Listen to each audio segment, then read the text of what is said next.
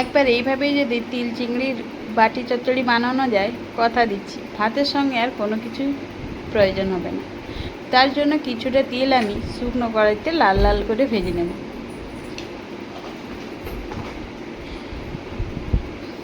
ভেজে নেওয়ার পরে ঠান্ডা করে আমি মিক্সিতে তিলগুলোকে গুঁড়িয়ে নেব। এরপরে একটি বাটিতে দিয়ে দেবো কিছুটা পরিমাণে চিংড়ি মাছ, আর দেবো কুচানো পেঁয়াজ, টমেটো। তবে এখানে পেঁয়াজের পরিমাণটা একটু বেশি রাখতে হবে, তাহলে খেতে ভালো লাগবে। আর দেবো পরিমাণ মতো লবণ, হলুদ গুঁড়ো, লাল লঙ্কার গুঁড়ো, ঝাল লঙ্কার গুঁড়ো, আর দেবো স্বাদ মতো চিনি। একটু চামচ দিয়ে মেখে নেওয়ার পরে দিয়ে দেবো বেটে রাখা তিল, আর দেবো 2 চামচ সর্ষের তেল। ভালো করে আমি হাত দিয়ে মেখে নেব। খুব বেশি এখানে জলের প্রয়োজন হবে না। যেই বাটনাটা আমি দিয়েছিলাম সেই বাটি ধোয়া জল একটু দেব। ভালো করে মেখে নেওয়ার পরে 5 মিনিটের জন্য আমি ঢাকা দিয়ে রেখে দেব।